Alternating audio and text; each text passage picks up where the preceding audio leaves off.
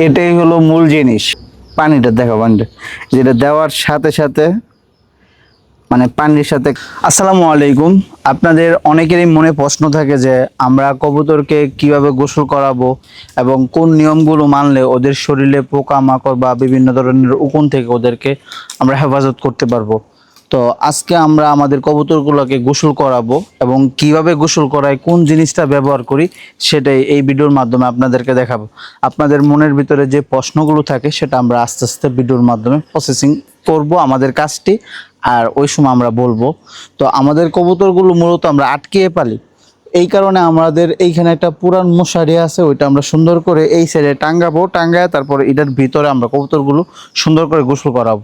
তো চলুন আমরা আগে মশারিটা টাঙ্গাই, তারপর আমরা কিভাবে গোসল করা এবং কি কোন জিনিসটা ব্যবহার করি সেটা আপনাদেরকে ভিডিওর মাধ্যমে দেখাবো।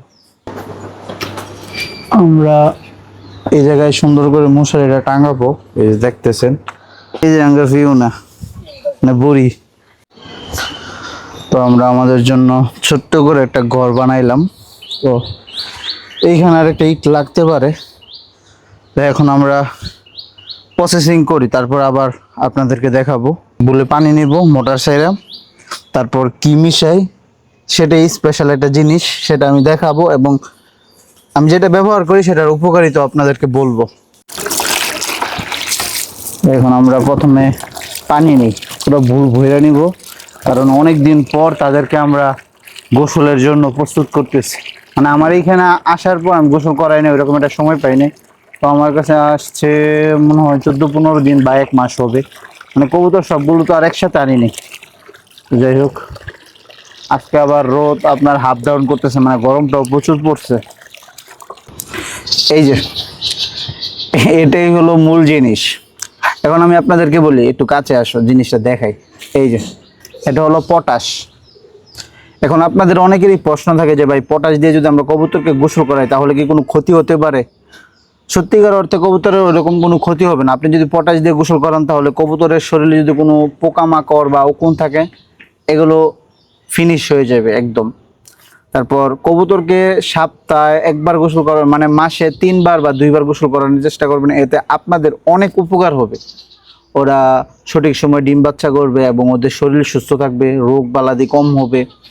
তো এখন আমি এই জিনিসটা মিশাই আর আপনাদেরকে দেখাই, একটু কাছে আস।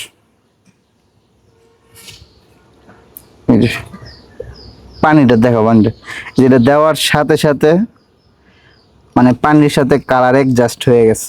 আর আপনাদের অনেকেরই প্রশ্ন থাকে যে এটা যদি কবুতর খেয়ে ফেলে তাহলে কি কোনো ক্ষতি হবে? না, এটা খেলে কোনো ক্ষতি হবে না। আপনারা অনেকেই জানেন, মানুষ যখন বিষ খায় বা খেতে অনেক ধরনের বিষাক্ত ওষুধ দেয়, ওইগুলো অনেক সময় অনেক মানুষ ভুলবশত বা অনেক সময় বাচ্চারা খেয়ে ফেলে, তখন কিন্তু এই পটাশ দিয়ে মানুষের ভিতর থেকে ওই ময়লাটা বাইর করে। তো এখন আমাদের এই জিনিসটা করা শেষ, এখন আমরা ওইখানে থুয়ে তারপর আমাদের কবুতর আস্তে আস্তে আনবো, দেখায় ওরা কিভাবে গোসল করে, ওইটা আমি এখানে ছাড়ার পর আপনাদেরকে দেখাবো। এই যে আমাদের কবুতর। তো এখন আমরা সবগুলোকে ওই জায়গায় নিয়ে যাই, তারপর আপনাদেরকে ভিডিওর মাধ্যমে দেখাই যে ওরা পানি পেয়ে কতটুকু খুশি বা কি করে, ওইটা আমরা ভিডিওর মাধ্যমে পরবর্তীতে আপনাদেরকে দেখাই। এই যে ওদেরকে এইখানে ছাড়ার পর ওরা মাটি খাইতেছে, মানে অনেক দিন পর ছাড়া পাইছে, অনেক দিন পর। এই যে 2 জোড়া আনি নাই, কারণ ওরা মানে ডিম পায়রা বৈশা গেছে। এখন যদি আইনা দিই তাহলে ডিমটা পারছে অনেক দিন হয়েছে, আবার সমস্যা হইতে পারে। তো কিছুদিন পর আবার ওরা যখন বাচ্চা করবে তখন ওদেরকেও গোসল করাই দিব। তো আপনাদের সব কথার উত্তর দিলাম এই ভিডিওর মাধ্যমে।